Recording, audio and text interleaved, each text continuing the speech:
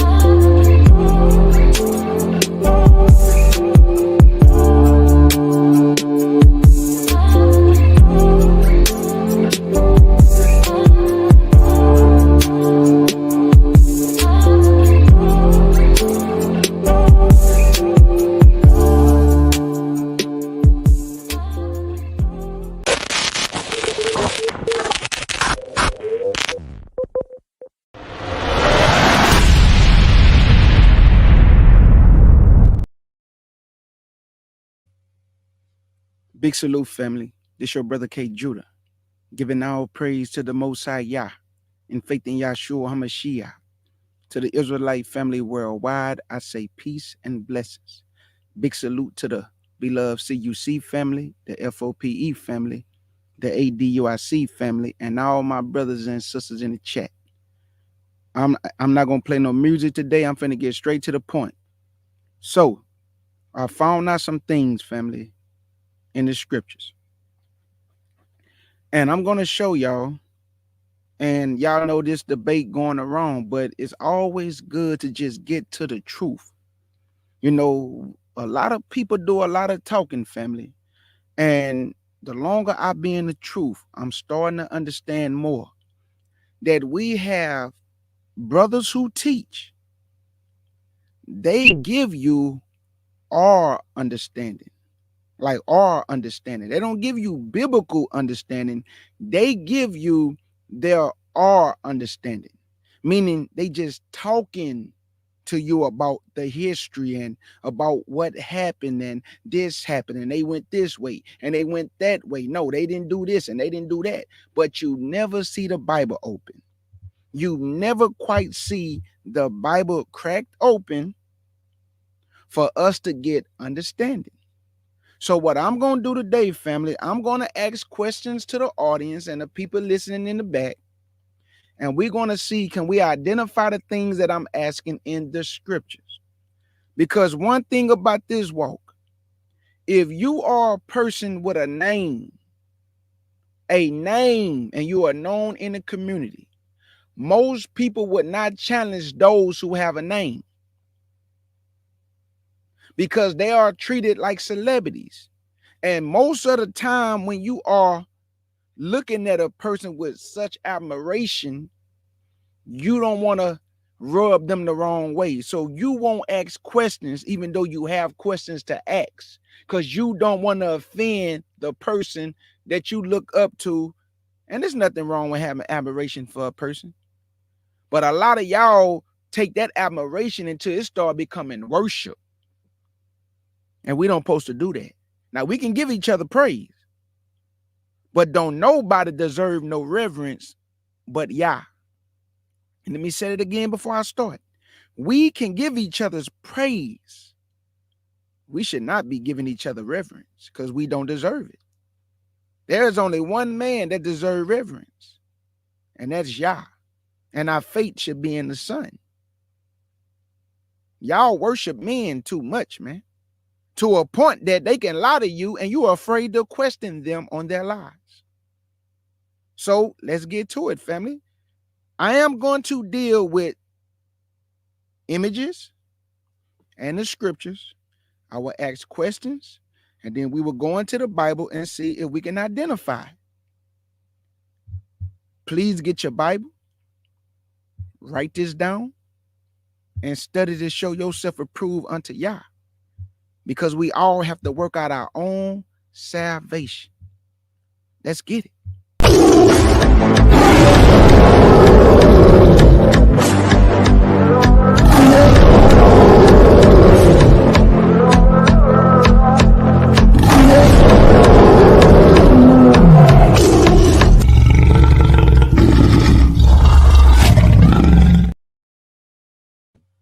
My first question to the beloved family, and please, family, follow along with me, please, because I already know how y'all get down. Every last one of y'all is equipped in the scriptures, but we're going to help the people that's struggling with identifying things in the Bible based on the interpretation of a man.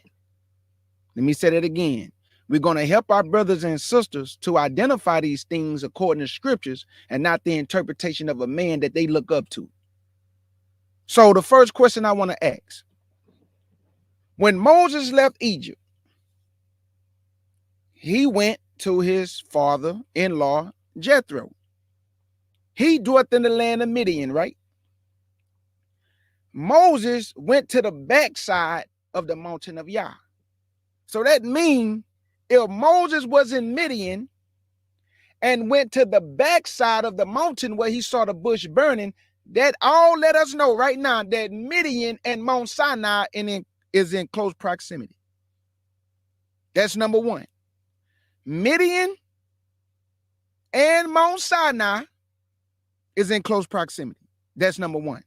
So the first thing I want to do, I want to go to Exodus chapter 3. And as I do that, let me open up this window because a picture speaks 1,000 words. Big salute to everybody coming into the chat. A picture speaks 1,000 words. So let me open up my window as we read this together so it can make more sense. Okay, here we go.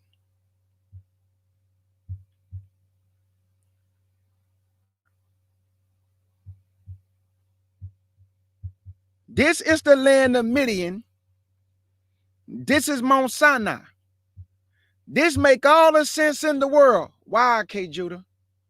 Because Moses was dwelling in the land of Midian and went to the backside of Mount Sinai. That means that Midian and Sinai is in close proximity. And I will prove it today. But first, let's go to Exodus 3. Because the Lord told Moses something that we need to pay attention to. And it's going to make sense because we have teachers who are telling Israel that we never crossed the Red Sea, y'all. You have teachers telling Israel that Yah is a liar. I mean, that's basically what these men saying, that Yah is a liar. But I'm going to get multiple witnesses, according to scriptures, to prove that we indeed cross what Yah say we cross, or cross what Yahshua say we cross. This is Exodus 3, and I'm going to pick it up at verse 1. And it reads, Now Moses kept a flock to Jethro, his father-in-law, the priest of Midian, and he led the flock to the backside of the desert and came to the mountain of Yah, even to Horeb. Oh, so this is true. The land of Midian is about Mount Sinai, because the Bible just told me. Not some all understanding I'm giving based on my interpretation. I'm reading the book. He said that Moses went to the backside of the desert and came to the mountain of Yah, even to Horeb. And the angel of the Lord appeared unto him in a flame of fire out of the midst of the bush. And he looked, and behold, the bush burned with fire, and the bush was not consumed. And Moses said, I will now turn aside and see this great sight, while the bush is not burnt. And when the Lord saw that he turned aside to see, Elohim called unto him out of the midst of the bush, and said, Moses, Moses. And he said, Here am I. And he said, Draw not nigh hither, put off thy shoes from off thy feet, for the place whereon thou standest is holy ground. Moreover, he said, I am thy Elohim of thy father, the Elohim of Abraham, the Elohim of Isaac, and the Elohim of Jacob. And Moses hid his face, for he was afraid to look upon Elohim. And Elohim said, I have surely seen the affliction of my people, which are in Egypt, and I've heard their cry by reason of their taskmasters, for I know their sorrows. And I am come down to deliver them out of the hand of the Egyptians, and to bring them out of that land unto a good land and large, unto a land flowing with milk and honey, unto the place of the Canaanites and the Hittites and the Amorites and the Perizzites and the Hivites and the Jebusites. Now therefore behold, the cry of the children of Israel is come unto me, and I have also seen their oppression wherewith the Egyptians oppressed them. Come now therefore, and I will send thee unto Pharaoh, that thou mayest bring forth my people, the children of Israel, out of Egypt. And Moses said unto Elohim, Who am I, that I should go unto Pharaoh, and that I should bring forth the children of Israel out of Egypt? And he said, Certainly I will be with thee, and this shall be the token unto thee, that I have sent thee. When thou hast brought forth the people out of Egypt, ye shall serve Elohim upon this mountain. Hold up. We got a problem. Houston, we have a problem, family. If Moses was in the land of Midian, right by Mount Sinai, and he told Moses, this is the token. When you deliver them, come back to this mountain. But there's a doctrine going around that they went down south to South Africa. Somebody lying, family. Did the children of Israel go back to this mountain? Or did they do what man interpretation saying they did, which is go to South Africa? Or did they cross the Red Sea to go to Sinai? Oh, this is about to get good today, family. Hold your seats. So he told Moses, bring my people back here. So I want y'all to see something. So now that we got this out the way, that we know that the land of Midian and Mount Sinai is in close proximity. The question has to be asked though, and let me show this so I can get the scripture. The question has to be asked. Where is Mount Sinai? Where is Mount Sinai? Let's go to Galatians. And I want you to look right here where my mark at. It says Saudi Arabia. Is this true? Is Mount Sinai in Saudi Arabia? Because they said that we went to South Africa. Let's let the book speak, man. Let's go to Galatians. That's why I keep telling my brothers and sisters, man, if you use the scriptures, you will never have to worry about. It don't even matter if somebody gainsay against you. You using the scriptures. So you ahead of the ball game. They the ones have the problem with the scriptures, not you. Because if they are saying Yah is a liar, they calling this man a liar. But they teaching the people though. That's crazy. They say they called by Yah, then they lie on Yah, and the people don't say nothing. They don't ask no questions. They don't confront these people. They sit there in their bosom like little kids at the playground, just believing anything they hear. We supposed to give that type of pushback, especially when it's lies. Stop thinking because we Israelites, we don't supposed to hold each other accountable. We supposed to, fam. We supposed to. This is Galatians. So now that we didn't prove that Midian is about Mount Sinai, because Moses went to the backside, let's see what Mount Sinai is. Oh, I'm sorry, family. It's Galatians chapter 4. I said 5. I'm doing this off the top of my dome, family, so please have some grace on your brother. This is Galatians chapter 4, and we're going to get straight to the point, man. Where is Mount Sinai? This is Galatians chapter 4 and verse 25. For this Hagar is Mount Sinai in Arabia. In Arabia. Okay, we got it. So the Bible is a true book. Mount Sinai is in Arabia. So the question has to be asked, K. Judah.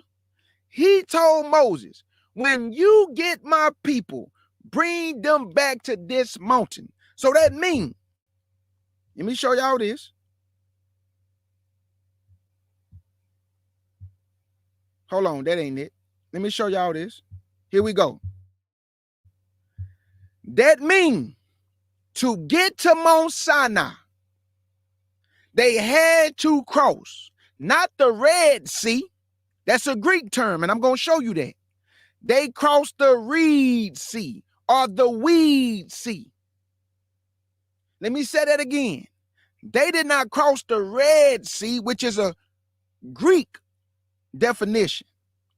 They crossed the Reed Sea, what they call the Red Sea. But the true definition is the Reed Sea or the Weed Sea. And this is what weeds look like. Marsh reeds.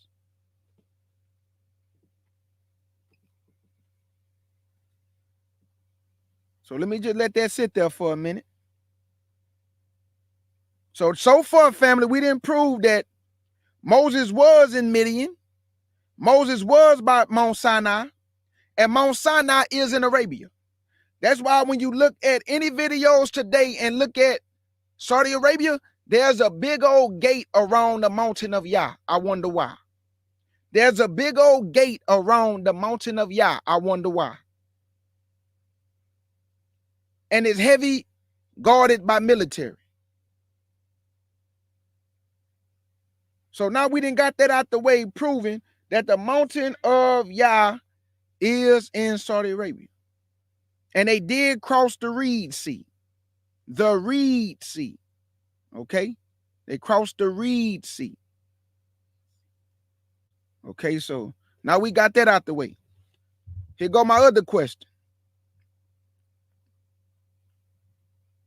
So now that, okay, I want y'all to see this too. Y'all see that?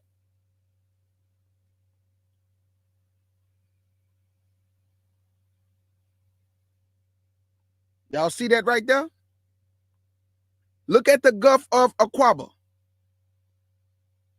which is also connected to the Red Sea. Remember, he told Moses, you're going to bring them back here. which is Mount Sinai. And don't y'all know that our brother Edom, what was his land, family? South of Judah and Jerusalem. So that's why you see Edom on the map, because Edom was also in close proximity to Mount Sinai and the Red Sea, or the Reed Sea. But I just use red because that's what we know it as. So when I'm using maps, I'm using it based on what the scriptures say. I don't have to try to interpretate maps to make it fit my agenda. When people say, well, south is not really south and north is not really north, I'm so tired of hearing that. If I just use the book, it doesn't matter what you say, because I'm going the route that the scriptures say. So all I need to do is find a map that follows the route. That's it. It's just that simple. Unless I have an agenda. The scriptures say Moses was in Midian with his father-in-law. He went to the backside of the mountain of Yah. He talked to Moses and told him, when you go get Israel, come back here. Did they go back there? Absolutely. Absolutely. So,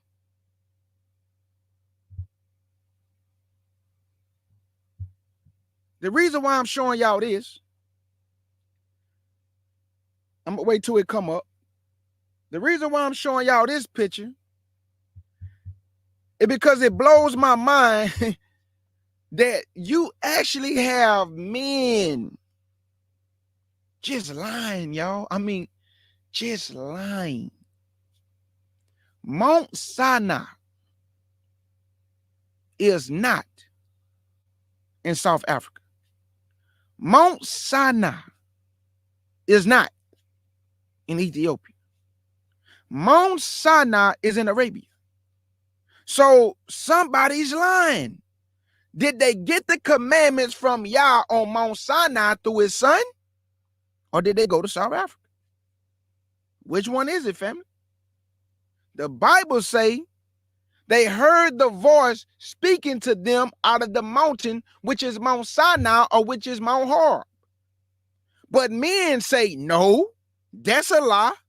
They never crossed the Red Sea. They crossed the Nile River, but where did we get the law at? Israelites, listening in the background. Stop listening to everything a man tell you and start investigating what a man tell you, even me included. Did the mountain burn with fire or not? Because if they went to South Africa, what is the mountain burning for? Because they surely didn't get the law in South Africa. I'm trying to make this make sense, man.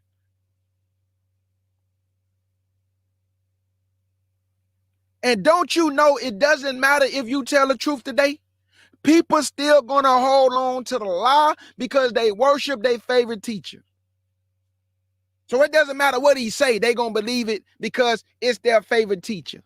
He's a celebrity, a YouTube celebrity. So they're going to accept the lies, but they talk about the Christian preacher line, but in the movement or the awakening, they also accept lies like the Christian church. So what's the difference? There is no difference. A lie is a lie. I don't care if it's a small lie, it's still a lie.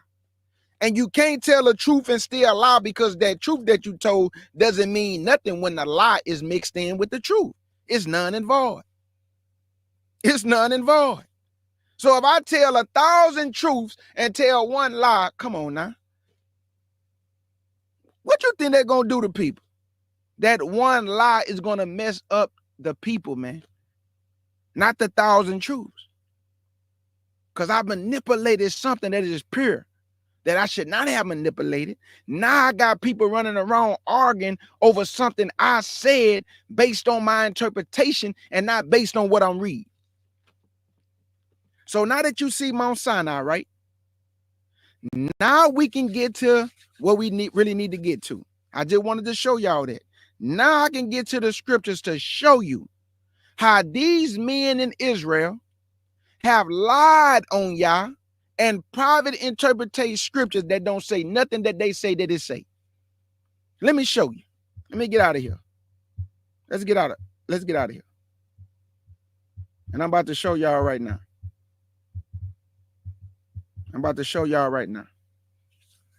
Here you go. The first scripture I want to go to is Jonah. But I'm going to open up the window so you can see the definition that I'm going to. But I'm going to read it out the Bible. But I'm going to show you this. I'm going to Jonah. Matter of fact, let me hit Jonah. And I'm only looking for the Hebrew definition. That's all I'm looking for is the Hebrew definition. Okay. I want you to look at where it say weeds right here. You see where it say weeds? And the definition for that is sup. S-U-P. Now, Moses' mama wrapped him up, dubbed it with slime, right? Jonah was cast into a sea. He said that he was cast into a sea and clothes around me was weeds, which is sup, S-U-P. Watch this, y'all. It's about to get interesting. Weeds, just like reeds, is sup, S-U-P. Let me go to Jonah chapter 2, verse 5. And then you're going to see the manipulation. When I get done with this, you're going to see the manipulation. This is Jonah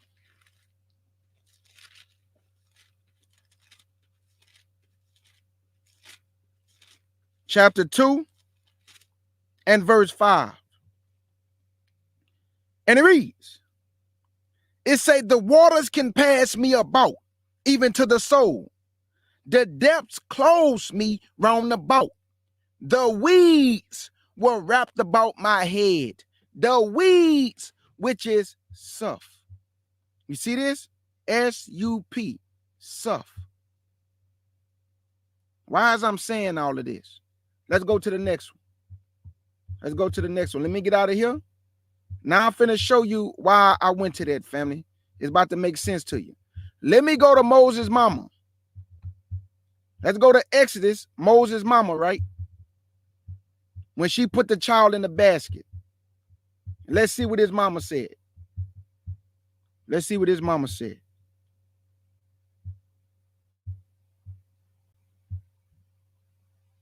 Okay, here you go. This is Exodus chapter 2 in the Hebrew. Now, y'all remember, I'm going to Exodus chapter 2 and verse 3. And I'm going to leave it right here where it say reeds. Now, y'all remember, it just said weeds for Jonah. When Moses' mama made the bulrush and the basket, and she pitched it with pitch, she put the baby in the river, right? And it say in the reeds. Look at what it is. Sup. S-U-P. Sup. Same number, 5488. Sup. The point that I'm telling y'all is that they are trying to manipulate you, saying, no, it's the Nile River because it say weeds. Don't y'all know that weeds and reeds is used interchangeable?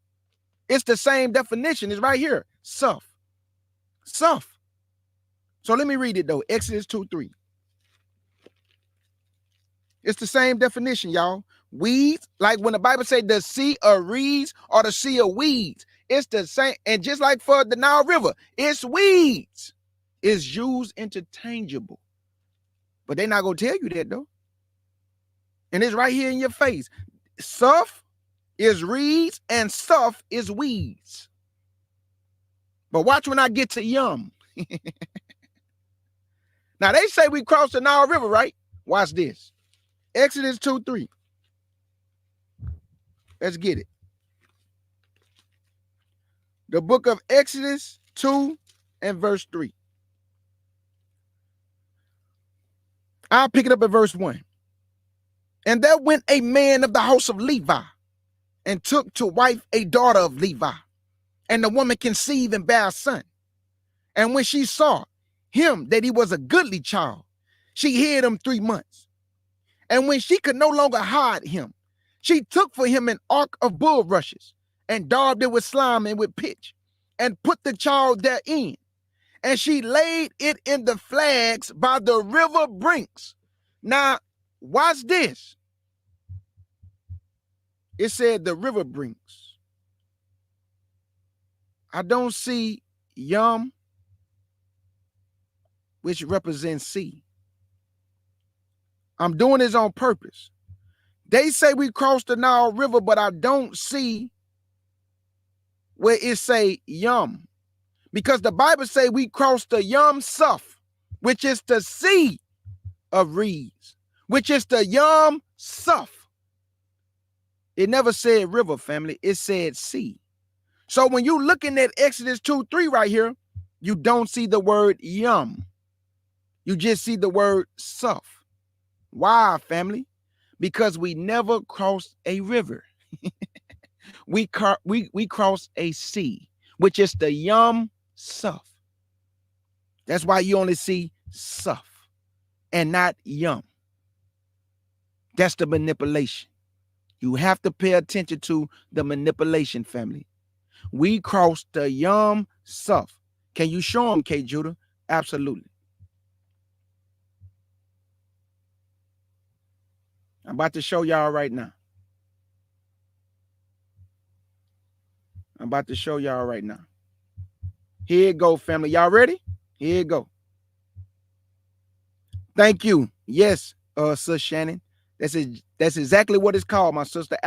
That's what it's called today. Absolutely. That's what it's called today. So let me get out of this and open up the window again, because now I just showed y'all that we looking for the word Yum Suf. That's what we looking for. Yum Suf. We looking for Yum, because he say we crossed the sea, right? So I got to find Yum Suf, not just Suf. I got to find Yum Suf. So let me open up my window again. And here it go. I want y'all to watch when I read this. Watch how much sense this makes. Let me share this again. What do y'all see? Isaiah 51 and verse 10. Look at where it says sea. What do you see? Yum. Y'all got it? Yum.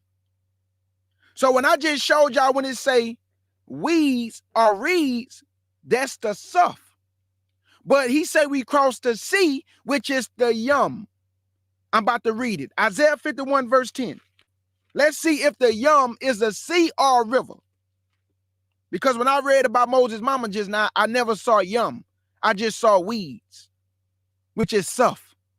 It never said Yum. Isaiah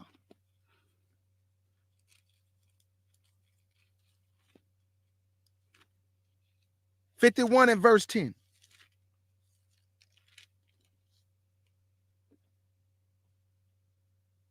And it reads, art thou not it which have dried up the sea? Yum. Dried up the Yum? And have made the depth of the sea a way for the ransom to pass over. Let me read that again, man. Verse 10. Art thou not it which have dried up the sea, meaning the Yum, the waters of the great deep, that have made the depths of the sea? What is he talking about, y'all? When he said, have not you dried up the sea? What sea is he talking about? The Yum Suf. The reed sea, which is the Yum Suf. It never said that when I just read that about Moses' mama. It didn't say Yum. It just said Suf. But in this, the Yum is the sea. It's right here. Look, sea. Yum. That's what we crossed over, y'all. The Yum Suf. Meaning the sea of reeds, or the reed sea, or the weed sea, or the sea of weeds. Let's get some more. I want to go to the book of Psalms 106 and verse 7 and see if I can get another witness. Let me see if I can get another witness. I'm looking for Yum again because y'all remember, I'm getting multiple witnesses. They said that we never crossed the sea. They say we crossed a river, but the Bible say we crossed the sea. Something not right, family. Somebody lying, and we know it's not Yah. Why would they teach our people that we crossed the river and the Bible say we crossed the sea, which is the Yum Suf? Let me get this again. This is Psalms 106, and we get multiple witnesses, family. That's what we doing. Multiple witnesses. So y'all just bear with me. Okay. Here we go. This is Psalms. And let me go down. What do y'all see right here? The sea is the Yum. The Most High is not mistaken when he's speaking, family. Yahshua is not mistaken when he's speaking. We crossed the sea, which is the Yum. So why they keep saying river? This is Psalms 106 and verse 7. Psalms 106.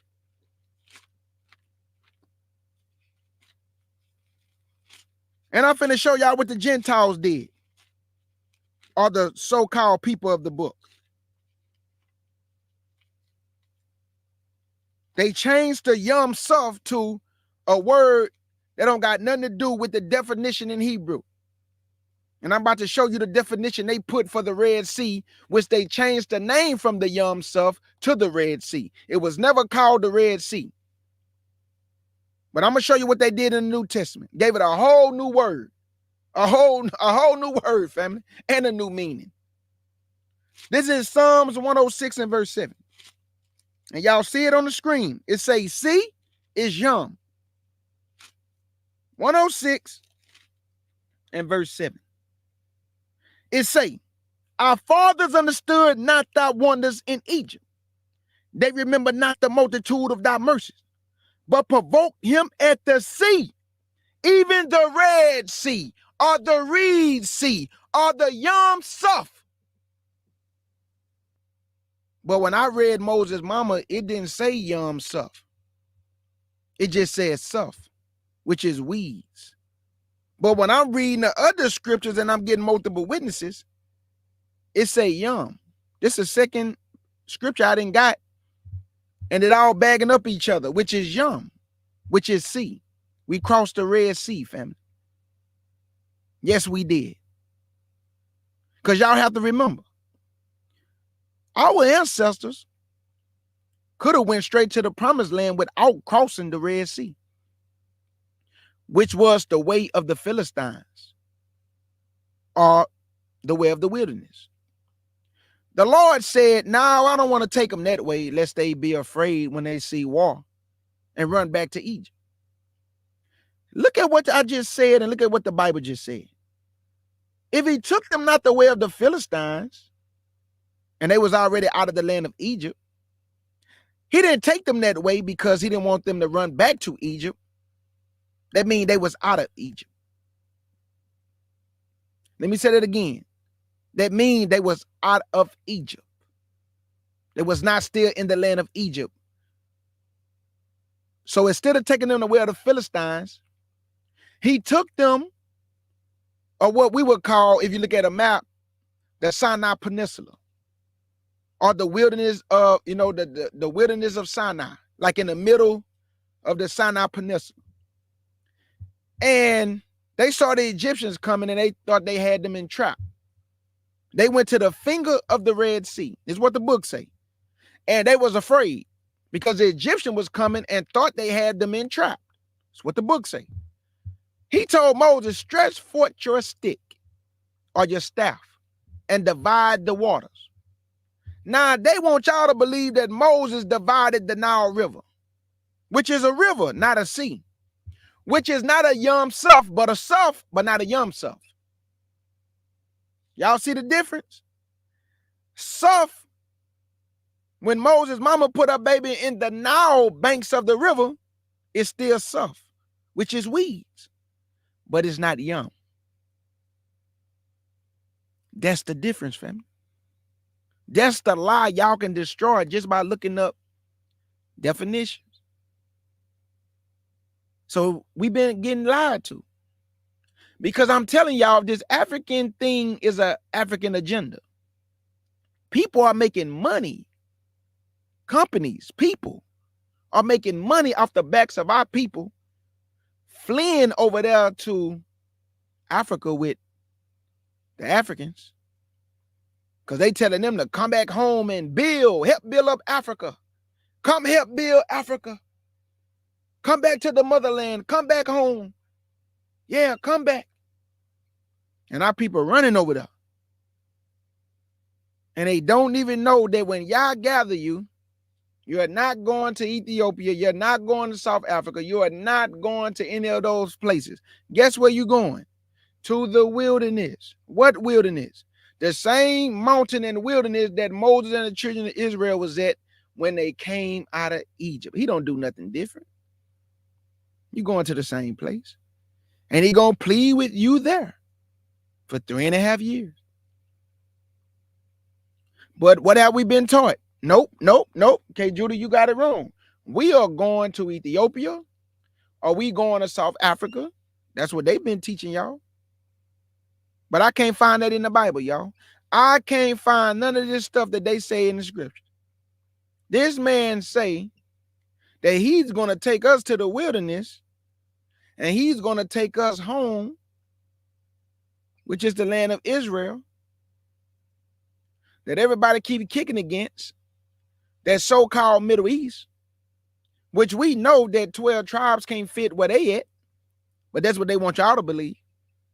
We know 12 tribes can't fit in that little piece of state of Israel. And we know there's more lot and territory that the Lord gave to the children of Israel that supersedes what these people want y'all to believe.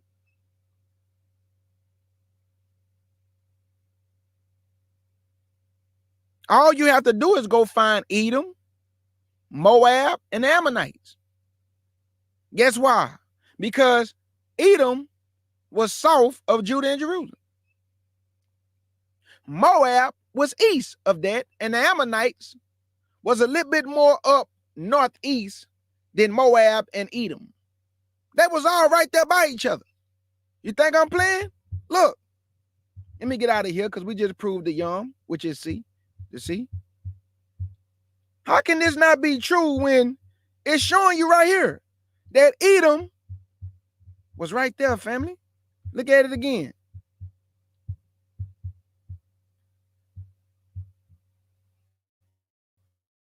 Look at it again. Edom right there.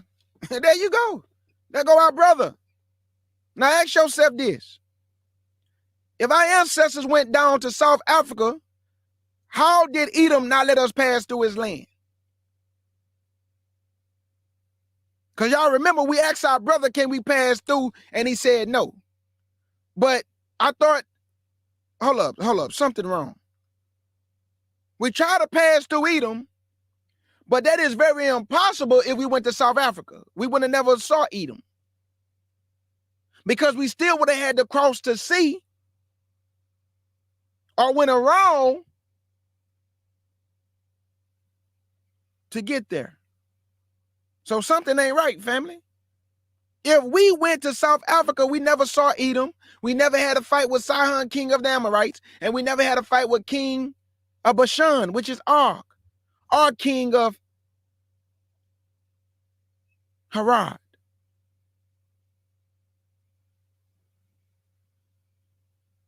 I thought we took the plains of Moab.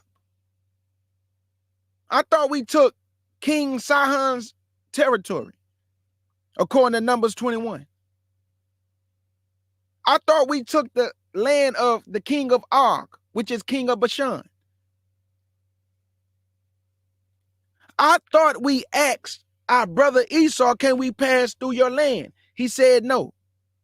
Moab tried to curse us through Balaam. So how is this happening in South Africa when this is happening east of the Red Sea?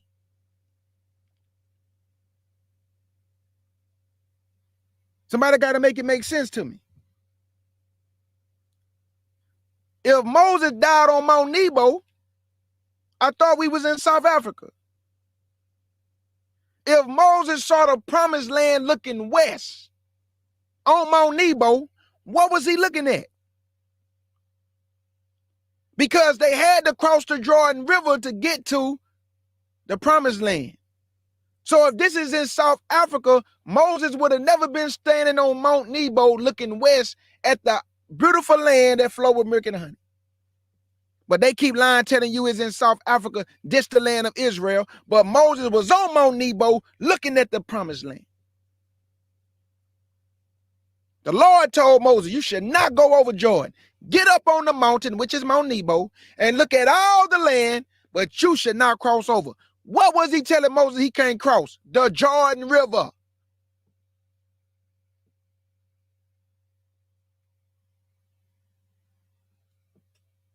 He could not cross the Jordan River.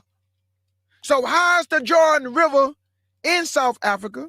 How is Mount Sinai in South Africa? How did we receive the law in South Africa or Ethiopia?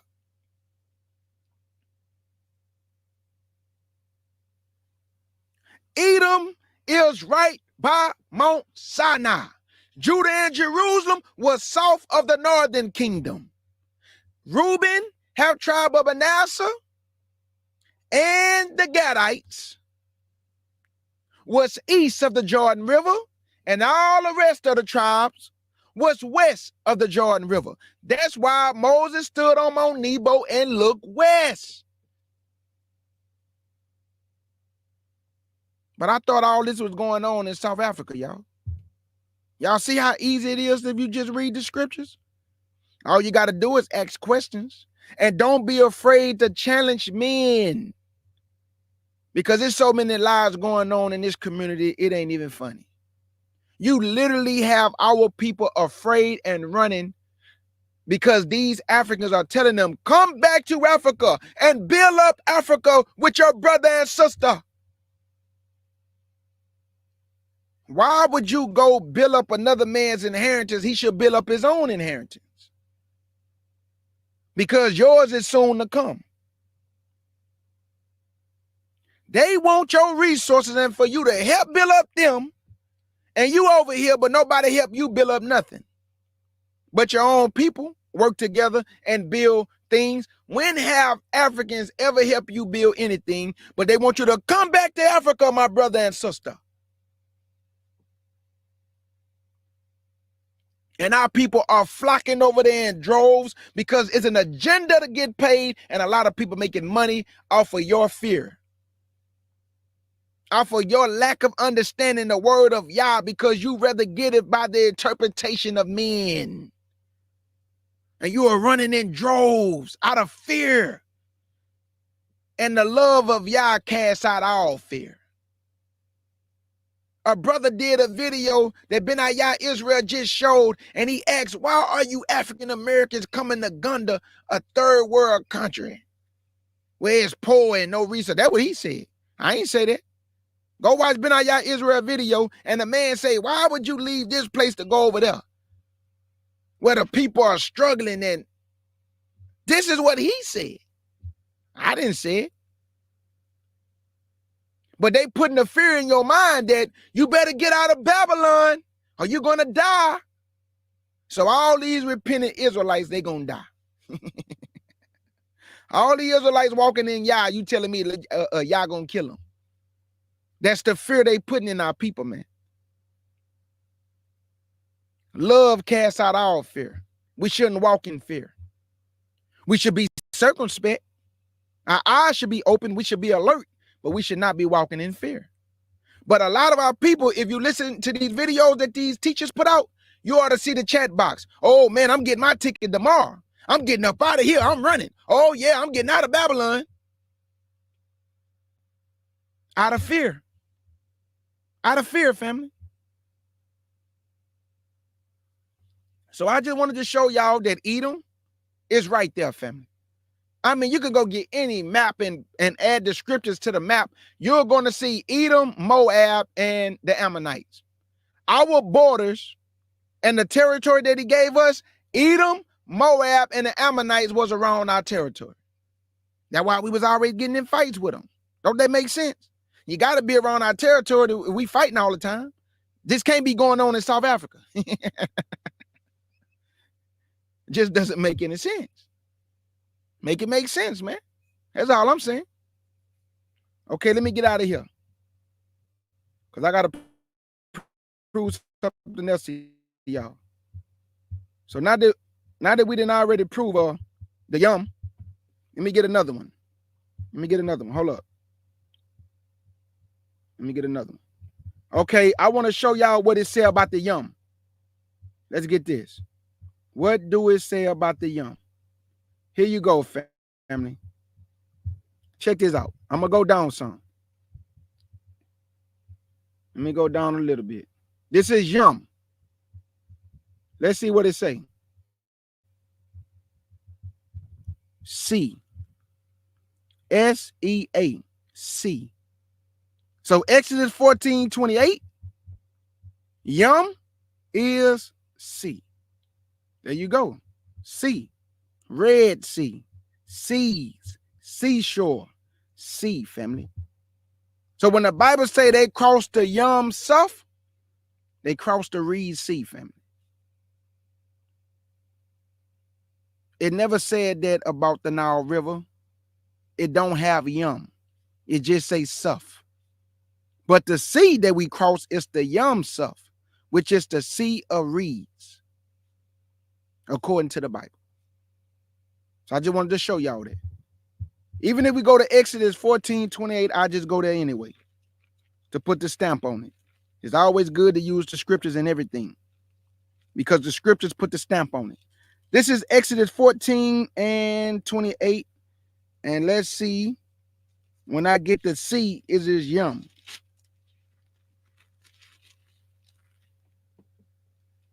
Exodus 14.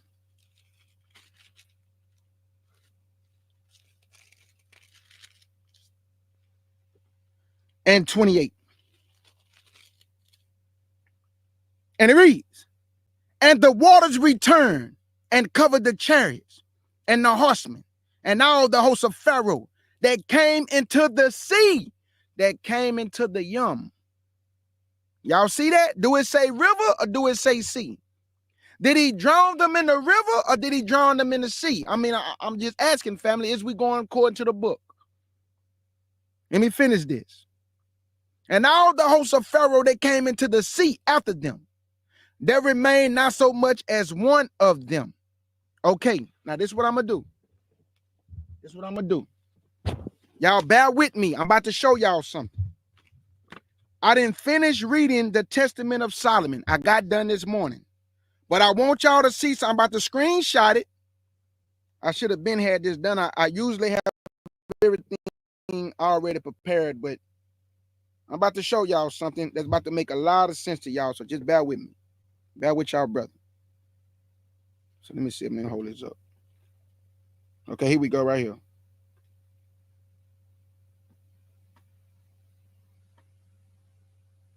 Okay, let me email this to myself right quick. It's going to only take like 2 minutes, family. Okay, boom. There you go. Let me email this to myself right quick and download it. And then I'm going to show y'all something. Solomon was talking to a demon. Let me say that again. Solomon, he was talking to a demon. Look at what the demon told Solomon. Let me download this right now. This is in the Testament of Solomon. I'm reading this from the complete books, 54 books of the Apocrypha. So let me go download this so I can read this to y'all. And let's see what this demon told Solomon. Since everybody want to keep lying on y'all, let's see what the demon told Solomon. Okay, here we go, fam. I'm downloading it right now. Okay, bam. Let me open up the window so y'all can see it for yourself.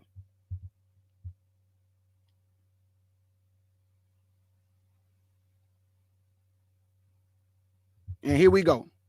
I just opened up the window, family, so y'all just bear with me. I'm about to read it right now. Okay, here we go. Let me go open up the window. Let me get this off the screen. And here we go, family. This is from the Testament of Solomon. I just got through reading it this morning. This is from the Testament of Solomon. Look at what this demon told Solomon. Says everybody in the all your little so-called teachers that y'all praise and worship sitting up here lying on the Bible and y'all just sitting there eating it up. It's sad, man. Here we go, family. Right here. This is the Testament of Solomon, chapter 27. And I want y'all to check this out. And I'm going to start at verse 1. It's saying, and I, Solomon, questioned the other spirit, which came up with a pillar from the depths of the Red Sea. And I said to him, who are you? And what caused you? And what is your business? For I hear many things about you. And the demon answered, I, O King Solomon, am called Abizabab, and I am a descendant of the chief messenger. When once I sat in the first heaven, of which the name is Amilithot, I was then a fierce and winged spirit, and with a single wing, I was plotting against every spirit under heaven. I was present when Moses went in before Pharaoh, king of Egypt, and I hardened his heart. And I am he whom Jannes and Jambres invoked, striving with Moses in Egypt. I am he who fought against Moses, and with wonders and with signs. I therefore said to him, how were you found in the Red Sea? And he answered, in the exodus of the sons of Israel.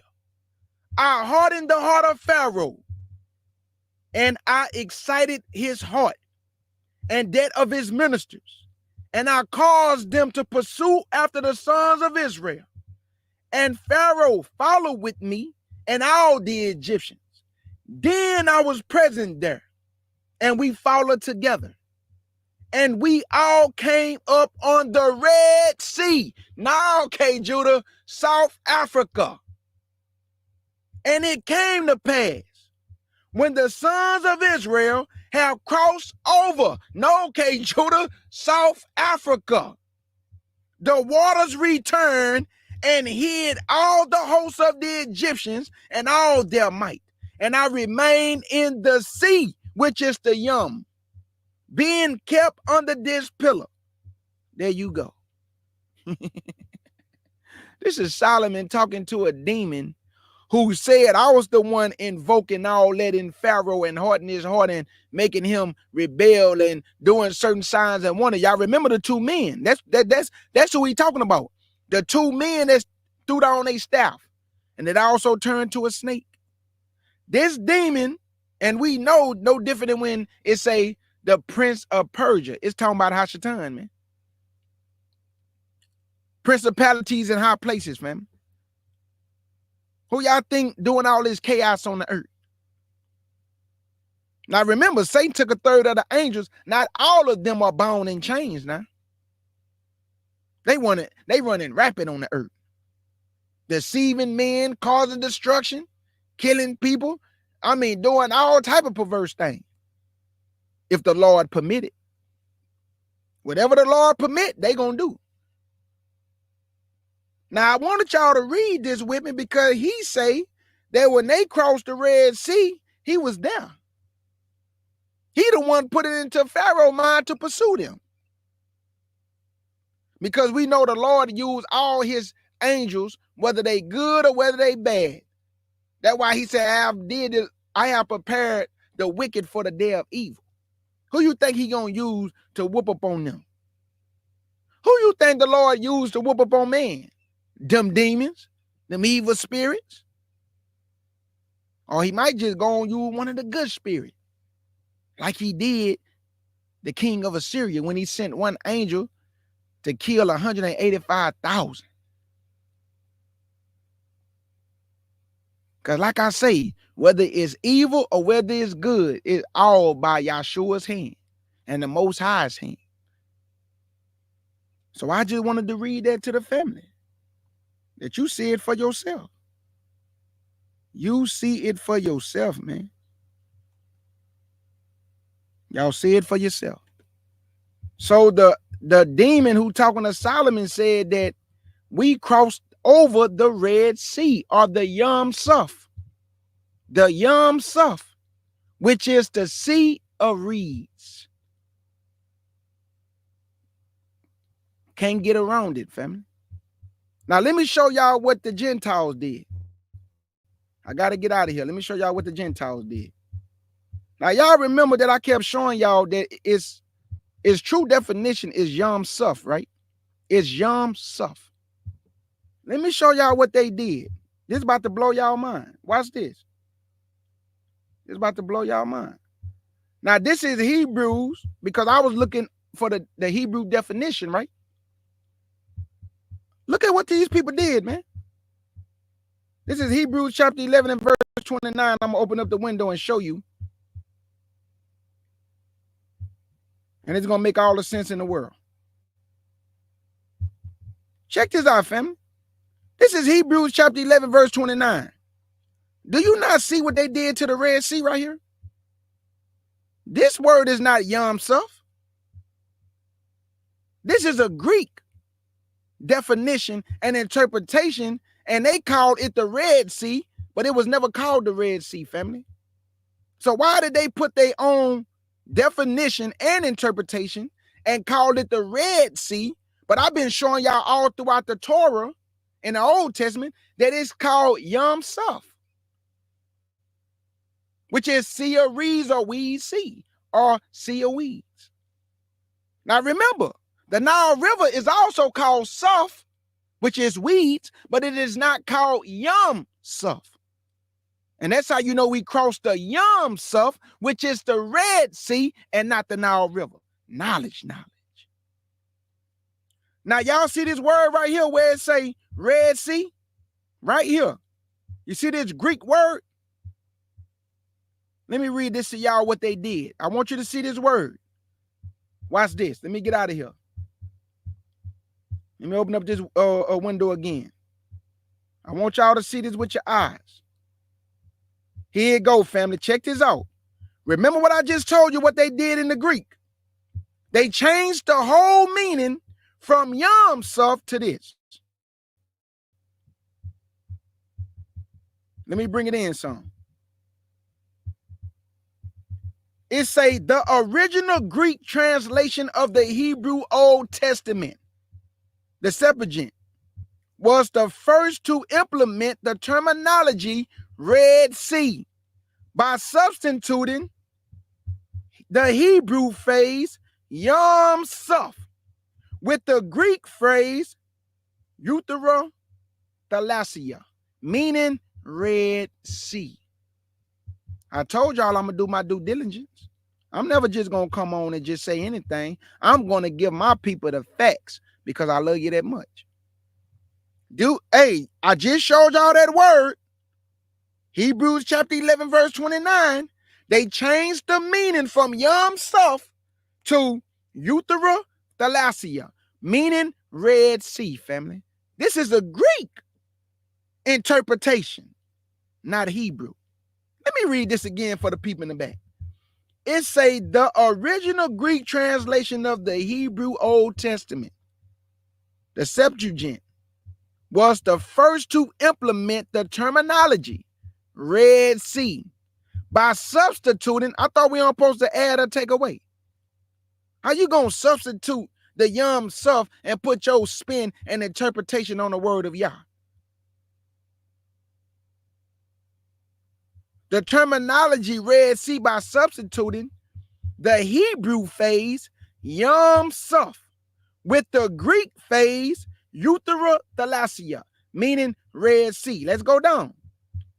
It says, it is known, though, that the scholars who created the Septuagint translations were, in fact, Jewish rabbis. And like my brothers told y'all the other day, they also was the ones came up with the Masoretic text. Look what else they did. They the ones came up with this Septuagint translation were in fact Jewish rabbis who knew how to read and write both in Hebrew and Greek.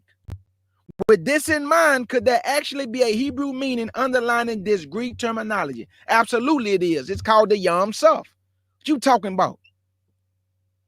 But y'all changed it to Eutherothalasia, which is a Greek definition and not a Hebrew one. Sham been telling me this forever, man. K. Judah, look these words up in Hebrew, and then the Lord then blessed the elders to come over, Elder Barak and Elder Yahshua, and guess what? They telling me the same thing that Sham been telling me. You have to look up our words in Hebrew, because if you don't, you're going to run into stuff like this. Eutherothalasia. What is that, y'all? What is a Eutherothalasia? What kind of meaning of a Hebrew definition is that? Because it's not a Hebrew definition. They actually told on themselves. They just told you that we changed it and substituted Yom Suf to Eutherothalasia. They adding and taking away.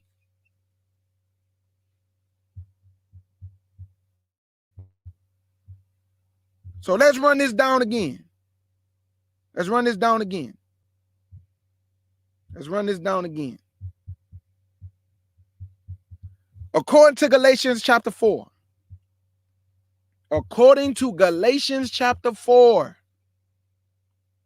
Mount Sinai is in Saudi Arabia. Moses' father-in-law lived in the land of Midian, right by the Red Sea. Let me say that again. Moses' father-in-law lived in Midian, not only by the Red Sea, but by the mountain of Yah, which is Horeb, or Mount Sinai. That's why Moses was able to walk on the backside of the mountain and see the bush burning.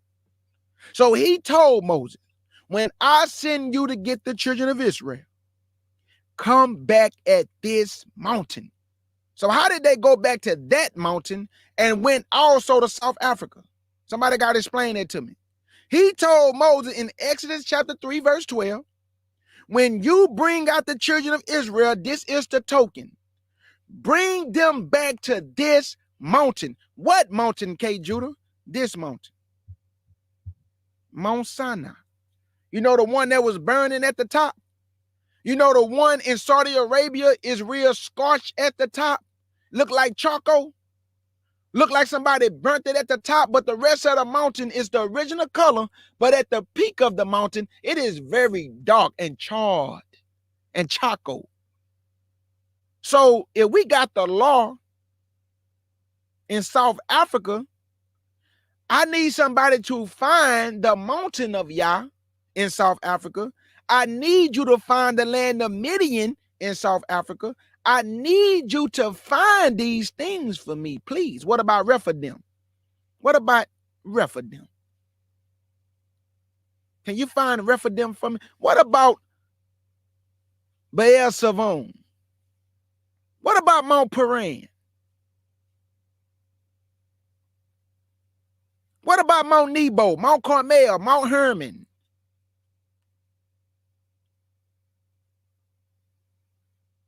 Y'all know the dagger to all of this? It's in the book of Isaiah and the book of Jeremiah. Guess what it say? In the last days, the blood shall flow through the Kidron Valley. Guess where the Kidron Valley at? East of the city of David. Guess what's east of the Kidron Valley? The Mount of Olives. Guess what's in the back of the city of David? In the north, Mount Moriah, where Solomon built the temple, family. Just follow the scriptures and you will get your answers. Why y'all think it's called Northern Kingdom and Southern Kingdom? Because David fought against the Jebusites in the south, took the land from them, called it the city of David, which is Zion. That's why Jerusalem is called the Southern Kingdom, because it's right by Edom, which is south of the Northern Kingdom. Knowledge. That's why you got your northern kingdom and your southern kingdom. They didn't just call them that for nothing. Most tribe of the northern kingdom was above the southern kingdom. And we know Reuben, Gad, and half tribe of Manasseh was east of the Jordan River. It's just that simple. It's just that simple.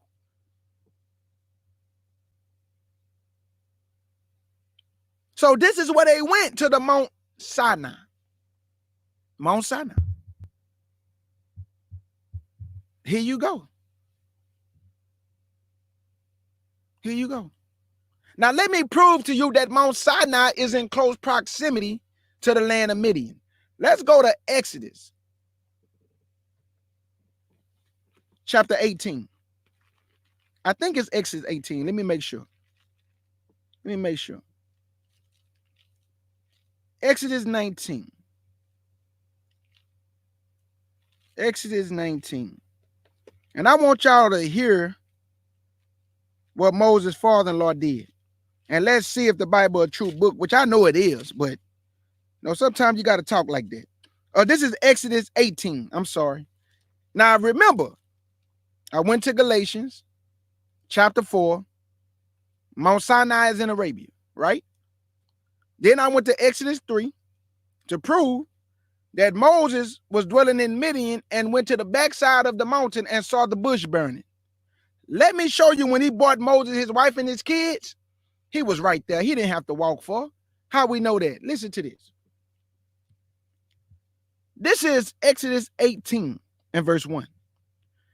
When Jethro, the priest of Midian, Moses' father-in-law, heard all that Elohim have done for Moses and for Israel his people, and that Elohim have brought Israel out of Egypt, then Jethro, Moses' father-in-law, took Zipporah, Moses' wife, after he had sent her back, and her 2 sons, of which the name of the one was Gershom. For he said, I have been an alien in a strange land. And the name of the other was Eleazar. For the Elohim of my father, said he, was my help, and deliver me from the sword of Pharaoh. And Jethro, Moses' father-in-law, came with his sons and his wife unto Moses in the wilderness. What wilderness? The wilderness of Mount Sinai, where he encamped at the Mount of Yah. Where was they encamped at? Y'all remember he told Moses, hey, tell Israel, you got to set some barriers around this mountain, Moses. So they was encamped down here below. Because you remember, only Moses can go up. Children of Israel was down here. So Jethro, Moses' father-in-law, who was dwelling in Midian, brought Moses' wife and his sons to Moses. And he brought them to the mountain where they was encamped at. I thought they was encamped in South Africa. What are they doing by Midian with Moses' father-in-law if they left Egypt and went down south? Somebody got to make it make sense to me, man. That's all I'm asking. Make it make sense to me and the beloved family. Do anybody got any questions before I get up out of here? Do anybody got any questions y'all want to ask? Anything? I want to say big salute to everybody in the chat. Many blessings. Like I told y'all, family, we here for the truth. We're not here for me to private interpretate, me to tell you what's on my mind. I'm starting to hear teachers say, eat the meat and spit out the bones. No, not when you're dealing with the word of God. You don't eat no meat and spit out no bones. You either know what you're talking about or you don't. You either have knowledge and understanding or you don't. And like Elder Barry Walker always say, a lot of people just don't have reading comprehension skills. And ain't nobody trying to be mean, but I got to speak the truth. People don't read, family. And when they do read, they glance over the scriptures because it's private interpretation from a man. So they not reading for self. They reading based on what a man told them. So they give you private interpretation. And then they bring what a man told them to you. Now they arguing you on something they got from a man that they didn't read themselves. Now when you ask them to prove it, they can't prove it because they got it from a man. So why are you talking to me? Somebody that actually read the book and you gonna come tell me I don't know what I'm talking about. So I ask you to prove what you talking about, and you can't prove it because your interpretation is from a man. My interpretation is from Yahshua and the Most High Yah. And I have no interpretation. You heard what I just said? My interpretation is from them because I'm actually reading what they say. Their interpretation, not mine. It's their interpretation. So I get the interpretation from them. Because I read the book as it is and not what I want it to be. Because I don't have an agenda. A lot of your men that teach you, they have agendas. It's called an African agenda. They want you to go to Africa. But when you ask them what I'm going there for, see, start asking questions. Ask them what you're going over there for, and watch they tell you you're going back home to build in Africa. You can't build nothing here.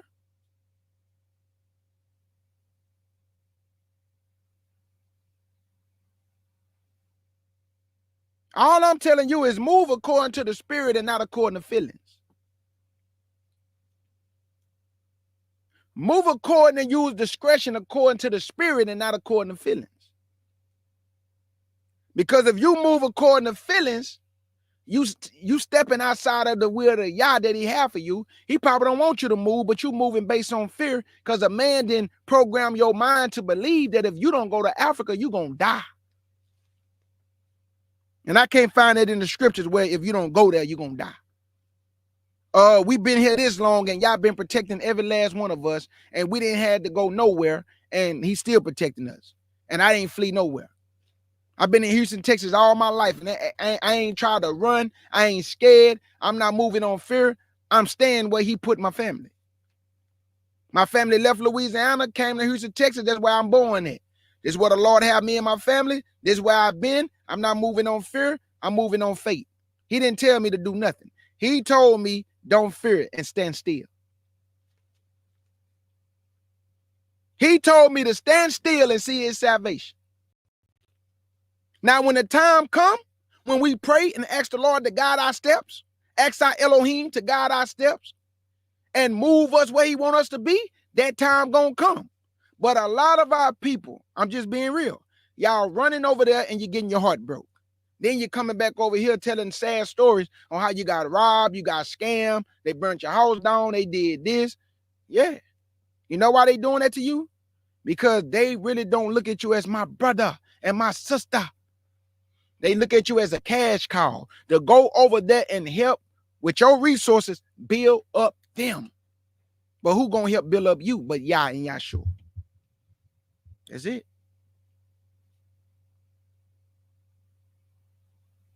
You can, hey family, you can go through so many scripts. Matter of fact, hold up. Let me just do this real quick, just for the sake of doing it for the people. I just want to do this, man, just to make it make sense, man.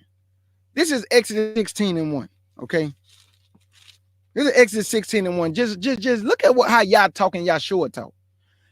Exodus 16:1. And they took their journey from Elam, and all the congregation of the children of Israel came into the wilderness of Sinai. Y'all see this? This is Sinai, y'all. I just showed you Sinai. I just showed you Sinai. They came to Sinai. Listen to Yah and not man. Follow the scriptures. The scriptures going to feed you, man. The scriptures is going to keep your lamp burning. Y'all remember when he talked about the 10 virgins? When he said 5 had oil, 5 was wise, and 5 was foolish? What kept their lamp burning? It's in the book of Proverbs. The commandments is a lamp. Let me get that real quick. Because I like to connect dots with the scriptures. You know, we call precept on precept. Let me see, 10 virgins. I just want to show y'all this real quick. Watch how the precepts come together. Now this is Matthew 25. And I'm going to pick it up at verse 1. Matthew 25 and verse 1. I'm not going to read all of it. I just want to show you how the precepts come together and how beautiful the word, if you put it together right, it's going to paint a picture.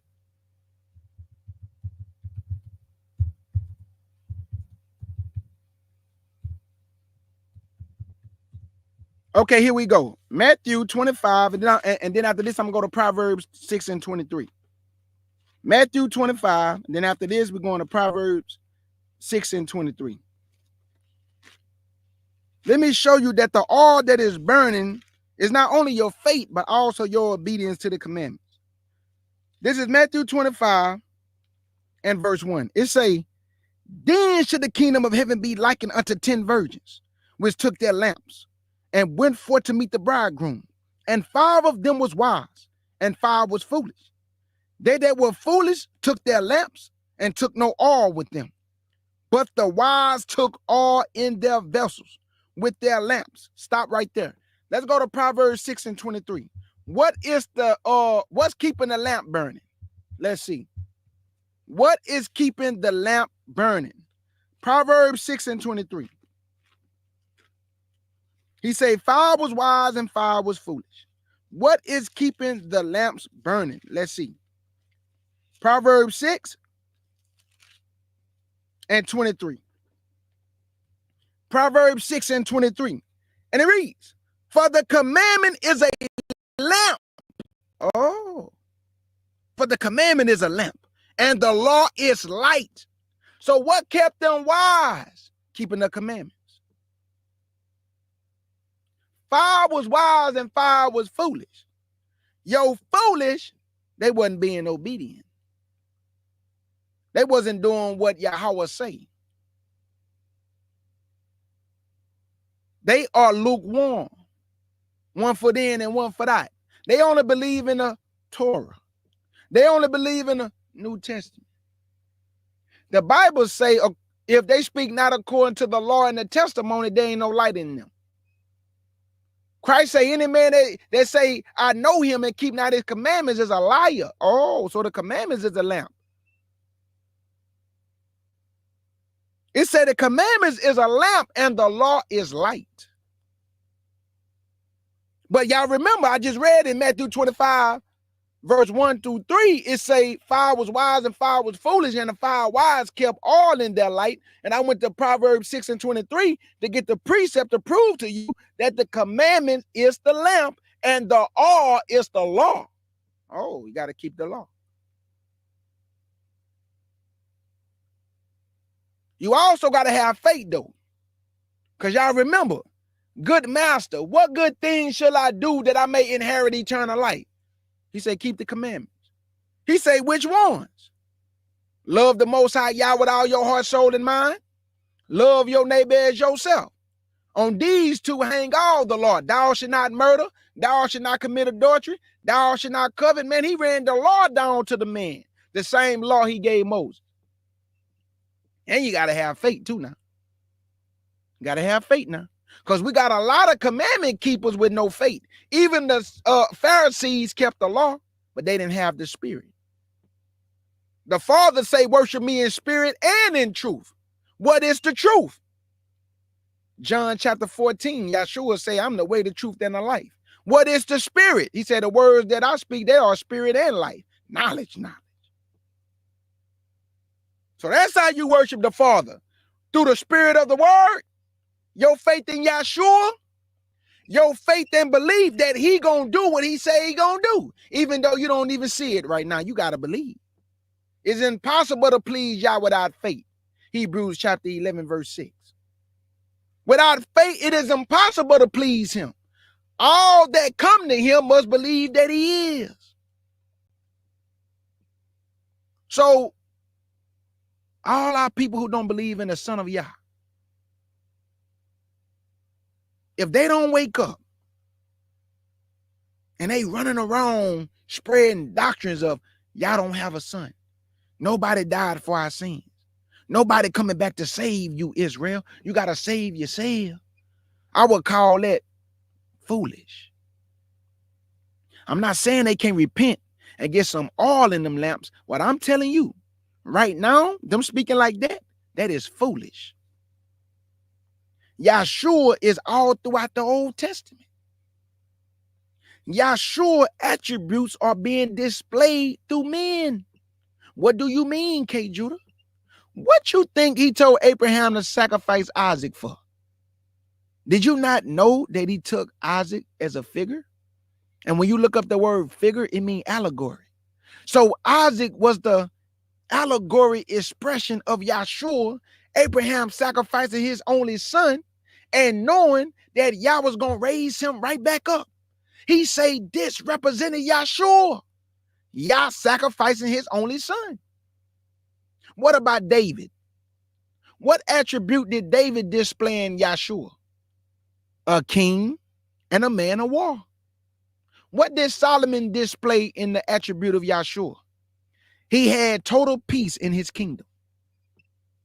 Total peace in his kingdom. Is not Yahshua the king of peace? Solomon displayed that attribute of having a kingdom of peace. David displayed the attribute of Yahshua. He's a king and a man of war. Moses displayed the attribute of a deliverer, a priest, and the only one to declare his generation. Because y'all remember, when Yahshua and his mama and Joseph went to hide the child in Egypt, what did the angel say to Joseph? All the men are dead that seek the child's life. When he told Moses to go back to Egypt, what did he tell Moses? All the men are dead that sought your life. Moses was the only one to declare his generation because all the babies was thrown in the Nile River by Pharaoh. Yahshua was the only one to declare his generation because all the babies was killed from 2 years old and under. A prophet like unto Moses. They was all baptized unto Moses, and they was all baptized unto Yahshua, even though his disciples did the baptism. Y'all remember he baptized more than John? Yahshua is a prototype of Moses in every which way. That's why he said a prophet like unto Moses. David was also a prophet. So when people read Psalms, they don't understand that's Yahshua talking through David. But they think that's David. A lot of the stuff that David is talking about never happened to David. But it happened to the son of the Most High who's speaking through David. This is why I study the book. Because I want true understanding. I know these things by the Spirit, not by my own might, not by my own strength. I know these things because I put my face in the book and I eat and I eat and I get full. I rest and I eat again and I drink and it tastes quite delicious.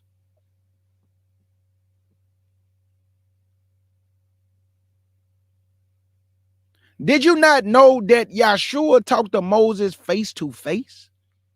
Who is the only person that the Most High listened to, that he talked to face? His son. Everybody else only saw a similitude of Yahshua. They did not talk to him face to face. But Moses did. He told Moses, tell your brother Aaron, don't just sneak up on me and just come in here at any time or I'll kill him. I need to know when he coming. You know what I got from that? It's all about respect. Yahshua is of such prestige in character and integrity that he deserves respect. Don't just come in here when you get ready. You can't even knock on your mama and daddy door without, you can't just go in your mama and daddy room without knocking. They're going to say, hey, knock on the door, boy. Just busting in the room. I understand, Yahshua. You a king. And we can't just be running up on you like that. We need permission to be able to come before you. That's understandable because you are a man of such prestige and integrity and character and majesty and holiness that Aaron can't just do what he wants. I need to know when he coming, Moses. But Moses can go back there when he got ready. Just like Yahshua can go to his father when he get ready. So now that you understand that they crossed the Yam Suf, which is the Sea of Reeds, and not the Euthera Thalassia, which is a Greek definition for Hebrews 11 and verse 29, they changed the whole definition from Hebrew to Greek.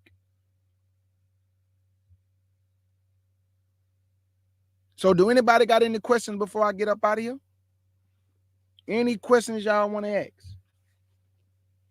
I pray somebody got some understanding. Like I told y'all in the Testament of Solomon, I just got through reading it. Now I'm about to go back to the beginning of the complete books, 54 books of the Apocrypha, and I'm going to start from the beginning because I want to get a better understanding of the creation story. I got the Testament of Abraham, Testament of Isaiah. We got the creation story with Moses, how he told Moses the history from the creation. He told Moses about how Israel was going to rebel. He showed Moses how they was going back into slavery. Moses cried to the Most High, please don't put them in captivity. Please don't send them into slavery. Why you won't just change their heart to obey you? Just give them the mind that they will obey you. But I understand why Yahweh didn't do it. You know why? We would be robots. He wants us to seek him.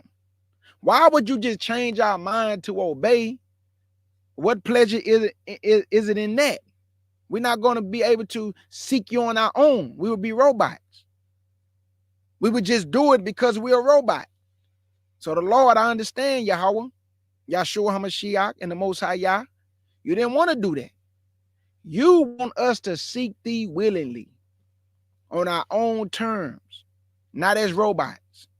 So when Moses prayed and asked, please don't put them in captivity. Please don't send your people into slavery. Moses knew how we was going to get treated by the heathen.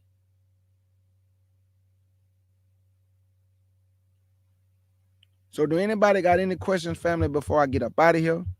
I just wanted to prove to you that the children of Israel crossed the Yam Suf, which is the Sea of Reeds, or the Weed Sea. And when you go read about when Moses' mother put him in the bank of the Nile River, you do not see the word Yam. You do see Suf. Remember what I told y'all. Suf is used in Exodus chapter 2, and is also used for the Sea of Reeds. So that means that in Exodus 2, it say weeds, still Suf, and reeds, still Suf. And in Jonah chapter 2, verse 5, when he say the weeds was wrapped around me, it still is Suf. But in the Nile River, it's not Yam. So the Most High did not lie. And Yahshua did not lie when he say we crossed the Yam Suf, which is the Sea of Reeds. We did not cross the Nile Suf, which is the sea or the river of reeds, or the river of weeds. He said a sea, not a river. That's why you don't see the word Yam. He said, I have a question, but it does not have to do with the lesson. Oh, no, go ahead, Elder. I'm already done. I'm already done, Elder. Talk to me. Yeah, he showed Moses everything. Elder Barawak, he showed Moses everything. He showed him everything. Yes, he did. He showed him the creation story, and he showed him the end. He showed him everything.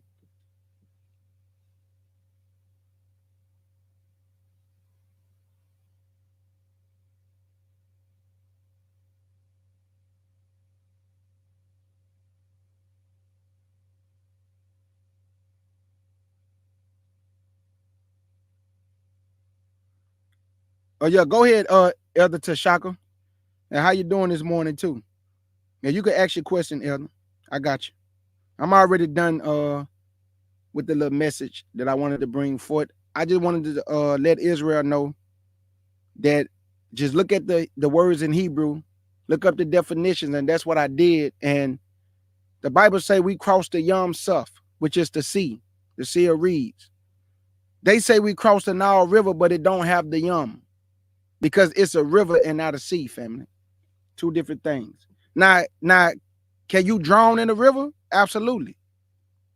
But he just didn't say river. He said sea. So I got to go by what the book say. The book say sea, not river.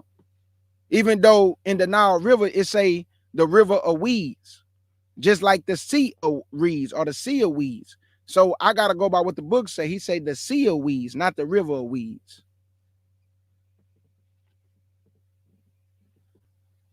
Okay, it say in the book Hashatan never had the ability to kill, steal, and destroy. Yeah, Yah destroy when he wants. I'm just perplexed. Okay, I got you, Elder. I'm going to go to Job. I'm going to go to the book of Job. Once the Most High allow Hashatan to have permission to execute his judgment, and then he'll give him only the permission. But he can't just do it on his own. He have to ask. And I'm about to prove that to you right now. He have to ask for permission to lay hands on any one of us. Can't just do it on his own. He got to get permission. Okay, this is the book of Job.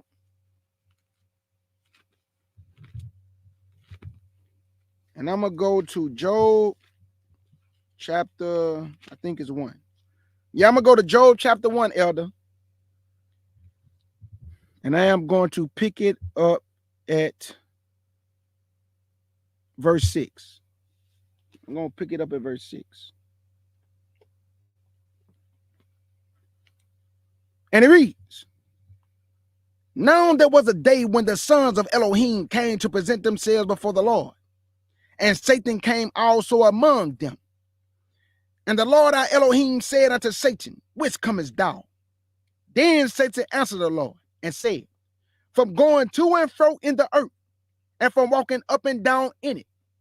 And the Lord said unto Satan, hast thou considered my servant Job, that there is none like him in the earth, a perfect and upright man, one that feared Elohim and eschewed evil.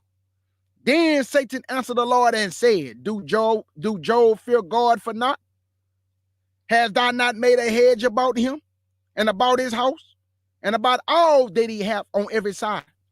Thou hast blessed the work of his hands, and his substance is increased in the land.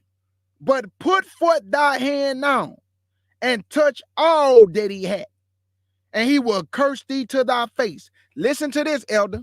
Watch this. Verse 12. And the Lord said unto Satan, behold, all that he hath is in thy power. Only upon himself put not forth thy hand. Now watch this though.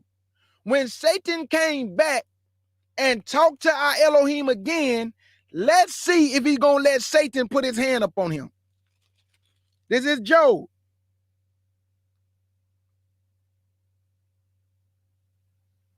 Chapter 2 and verse 1. Again, there was a day when the sons of Elohim came to present themselves before the Elohim. And Satan came also among them to present himself before our Elohim. And the Elohim said unto Satan, from whence comest thou? And Satan answered the Elohim and said, from going to and fro in the earth, and from walking up and down in it.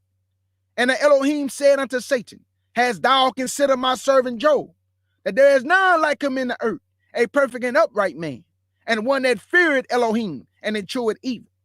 And still he holdeth fast his integrity, although thou movest me against him to destroy him without cause.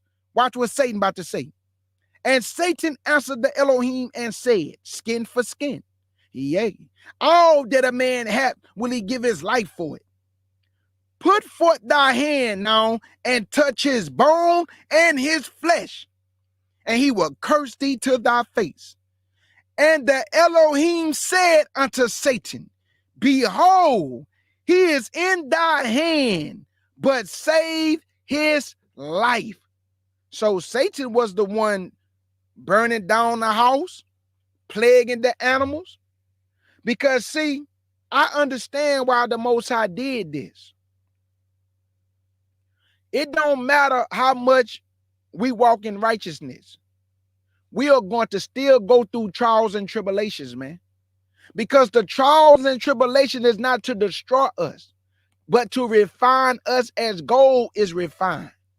To get all those impurities out of us.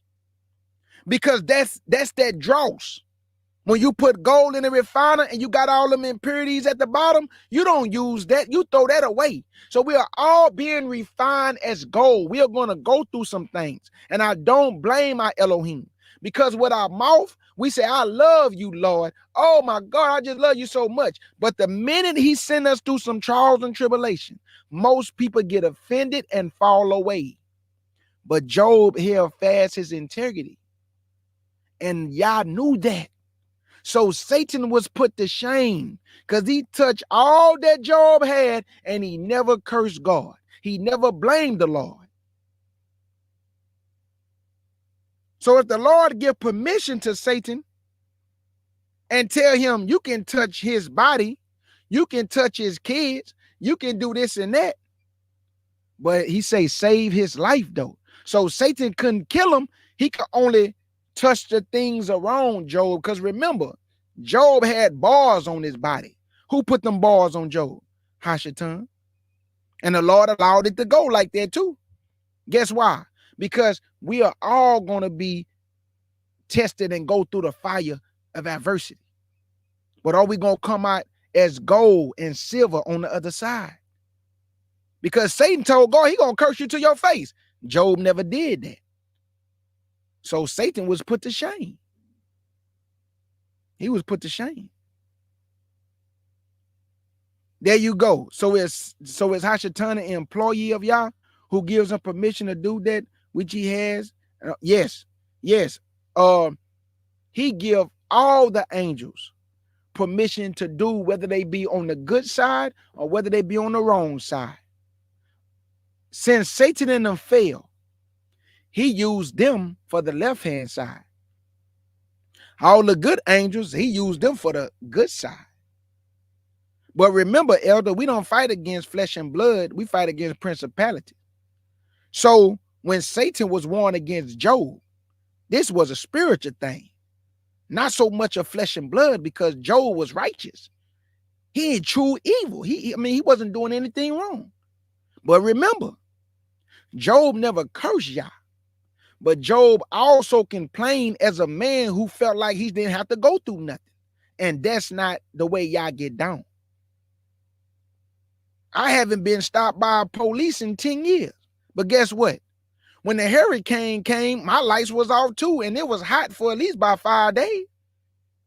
Should he keep my lights on and everybody else's lights are off? No, I went through it too. Because it's a thing that he's doing to strengthen my mind, so when it really go off and never come back on, I am already strengthened and prepared for what's going to happen. That's why when my lights was off, I praised him more. Guess why? Because I still had my life. I still had my daily bread. My kids still ate. My wife ate. We still had our necessities, even though the lights was off, elder. So the point that he's showing me, even though you are walking in my law, statutes, and commandments, K. Judah, you still will go through certain things, but it's not to destroy you, son. It's to build you up and make you stronger. So when all hell break loose, your faith is already strong in me, because you didn't already been through these things and knew it was coming. But if it catch me off guard and I never went through nothing, that can kind of shake my faith up if I'm not strong enough to maintain my faith. That's why when I look at people that never go through nothing, then when they hit them, they lose their mind. They want to kill themselves because they never been through nothing. But those of us who didn't been through something, we already know what to expect because we done already been through it 10 times over in our life. So we all gonna go through the furnace of affliction, the furnace of adversity. We just gotta remain strong. What did Paul say? Through much tribulation should we enter into the kingdom. And when Job got to complaining, now don't get me wrong, Job was upset. He was in the flesh. So we know when we're in that flesh, it gets weak and it started to say certain things. But he never cursed Yah. But Job was talking to Yah like, man, hey, answer me. Hold up now. Hold up. The Lord had to check Job. Hold up now. You getting beside yourself now. Now, I was listening to you and, I understand what you're going through. But you talking to me like you talking to a regular man. Like I got to answer you. So he asked Job, where was you when I did this and that? Give me an answer. Man, Job couldn't get no answer. So that's why I say, man, Yahshua deserve respect. We can't talk to Yahshua like we just talking to our partners now. We can't talk to the Most High like we talking to our partners. We got to come correct when we talking to the Father and the Son now. I mean, these ain't no just regular two any kind of men. These are men of high regard and high prestige. That's all I'm saying. So when I go through my adversity, I praise him even more. Because he still got my life guarded and the hedge of protection. When a snowstorm happened down here, it was so bad, so cold. Guess what? We still had a roof over our head. So what I'm gonna complain about? Still had food. So what I'm gonna complain about? Still got transportation. What I'm gonna complain about? It's nothing really to complain about. When you really look at it and you really look at your life, it's nothing to complain about. Because you still have life. You still have life, man. You know how many people losing their life every day? People just dropping dead, man. But he still got you here. That's something to be thankful for, man. Because we don't know when our time, we don't know when our number gonna be called. But we prepared for when that number is called. Because I've been preparing my mind for over 13 years since I've been in the truth, that I might gotta lose my life for the truth. And I am not afraid of man when he come and ask me, do you believe in that Bible and do you believe in Yahweh and his son Yahshua? I'm gonna say absolutely I do. Why would I get to the finish line and then say, no, I don't believe? That's crazy to me. What man and woman don't sit down first to see if they have enough to finish the house? What man and woman who about to go to war don't kind of, I mean, not woman, I apologize, because women don't go to war. Not in Israel. But in America, women can fight in the army and everything. But what man sitting not down who about to go to war and make some arrangements of peace to see if he have enough men to even go to battle with a man with 300,000 to his 100,000? And you're going to sit down and try to see if you can make some peace. That's how it is with the truth. You got to sit down and see if you got enough strength to finish the race. Because if not, and you fall away, man, he said to turn you again to the truth. He said it's impossible. I mean, that's what the book say. I didn't say it, family. He said, he that turned away after he had received the knowledge of the truth and have put Yahshua to an open shame, to turn him again, it is impossible. That's what the book say, not me.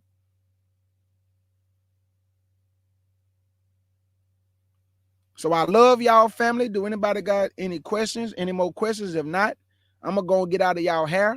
I just wanted to come and prove that we crossed the Yam Suf. YAMSUP, the Yam Suf. And as Elder Tashaka said last time to y'all, we crossed the Reed Sea, but they changed it to the Red Sea. But it's the Reed Sea or the Weed Sea. So for the Nile River weed that Moses mama put him in the bank by the river, the weeds for that is still soft. It's still soft. But it's not yum. And that's where I think they're getting our people at. It's not yum. Yum is sea, not river. You see that? So you got the river, the Weeds River, and the Reed Sea. Two different things, family. Both Reeds and Weeds is soft, but only sea is yum. And I pray somebody got some understanding, family. I just want to edify. I don't want you to be lied to. I don't care how big the name is in Israel. A lie is a lie. And we shouldn't have no lies coming out of our mouth. Because if I don't know something, I'm going to go to somebody who do know something. And if they don't know something, they going to go to somebody who knows something. We going to get the answer. Because I can go to Elder Barawak. I can go to Yahshua, Elder Yahshua. I can go to Sharsham.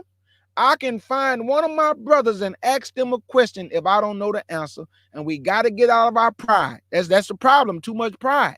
If I don't know something, stop being ashamed, Israel, to go to one of your brothers and sisters and get that answer thinking you know everything.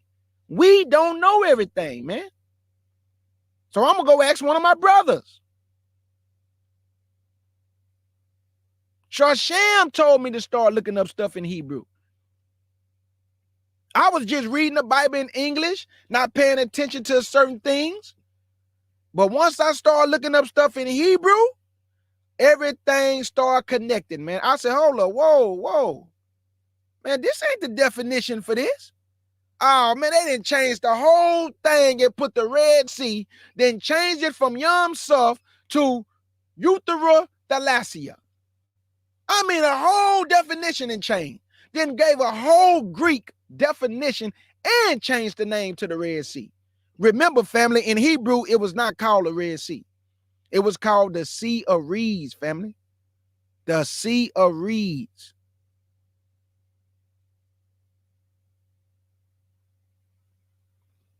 Because I'm telling y'all, man, we got some excellent teachers in Israel. And I got to be real, man. I don't like muzzling my words, man, because we all got the same skin color. When I say we got excellent teachers in Israel, the laborers,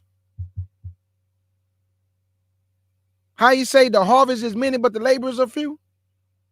That's how it is that I see.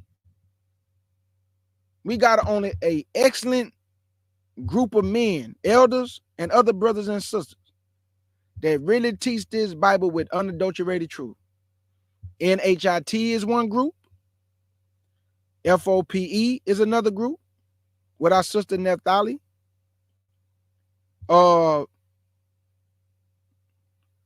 Bowie, who taught me. Bro Marlon, who taught me. Benaiah Israel. Pastor Kelly. These are great teachers. A lot of other people I don't listen to, so I'm not saying people name. I just don't listen to a lot of people. But I know there's others, but I'm just naming the ones that I actually listen to, and they actually grab my attention and I actually listen to them. It's not a lot of people, because when I listen to certain people, they are not using scriptures, man. They are giving me their interpretation, and I don't want that in my mind. I don't want a man's interpretation in my mind, family. I want to read the book with you. I don't want you giving me interpretation. Why would I listen to you and you giving me interpretation? That's crazy.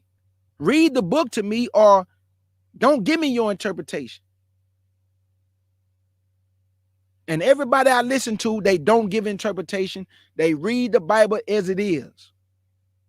And we all learning from each other. So I love y'all, family. Oh, my sister Essential Growth. Can't forget her. Sis Shannon, who also got me up on a lot of information I didn't know about, like the Gospel of James, the Book of Nicodemus. I've been reading this stuff. I've been connecting dots. Y'all don't understand. I've been connecting dots. And my brother Elder Barawak and Elder Yahshua, they gonna do the creation story on this platform. Because me and Elder Yahshua talked about the creation story. And man, we both said the same thing about the creation story, that it was more things created than people know. The angels was created on the first day, but don't nobody know that. Because you got to use the other books, because the King James Bible don't explain everything to us. So I got to find the dots and connect the dots with the King James and the Enoch and the Testament of Solomon and the Testament of Moses. You got to connect the dots. You have to get the right understanding, family. That's all I'm saying. You can't just stay in the King James Bible and just think you're going to get the full understanding and the full picture. We got to read the text, meaning all our books. And if something don't sound right to you, hey, just don't deal with it until you get understanding. If it still don't sound right to you, just don't deal with it. It's just that simple, man. I love y'all with the pure heart, family. Y'all enjoy the rest of y'all day. I thank the Most High for all the true believers, whether they Israelites or whether they the other nations who truly believe in our power, Yahweh, and faith in Yahshua HaMashiach. Because like I say, anybody can serve the Most High. Anybody can have faith in Yahshua. We cannot get in the way of other people who trying to learn about our power. So I don't get in people's way. But like I say, to Israel first, then to everybody else, because he told us to wake up the lost sheep first, then everybody else. So to Israel, I love y'all. I bid y'all speed. Enjoy the rest of y'all day, family. And I will leave y'all with this.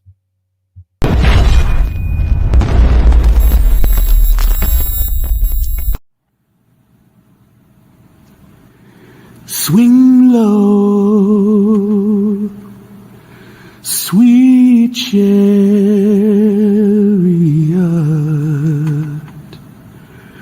coming for to carry me home.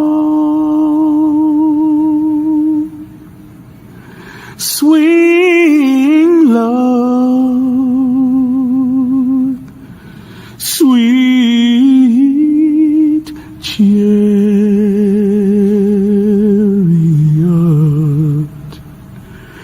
coming for to carry me home. I looked over Jordan, and what did I see? Coming for to carry me home. I saw a band of angels coming after me, coming for to carry me home. And that's why I sing, swing low, sweet chariot,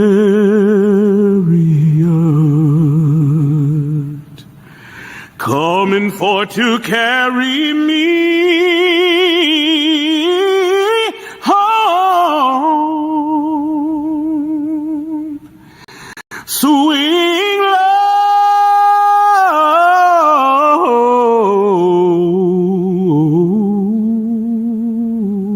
low, sweet chariot,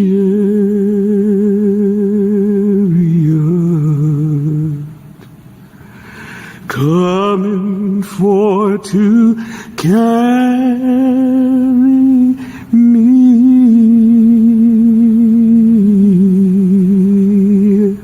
home. Home.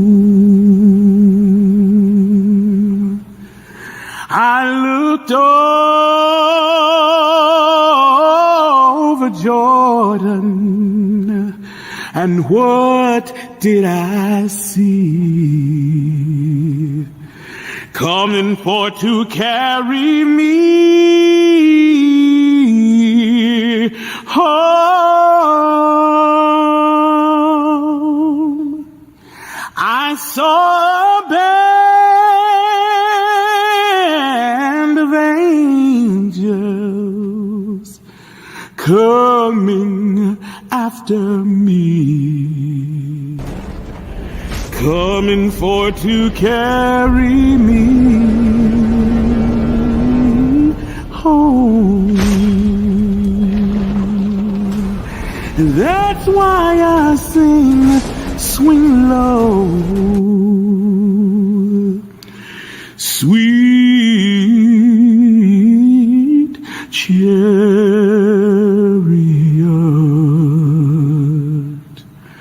coming for to carry me home. Swing low,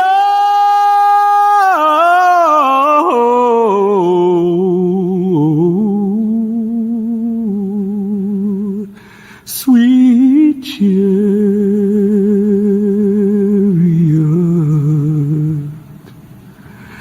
coming for to carry me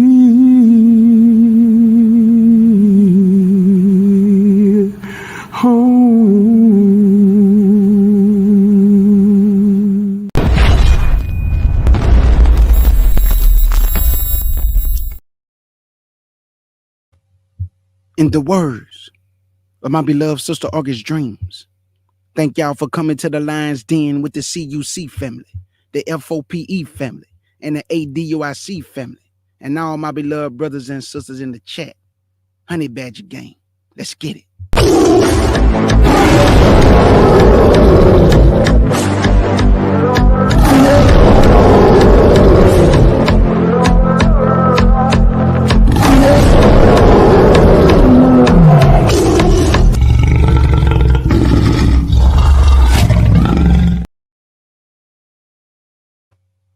And your brother K. Judah wanna say shalom.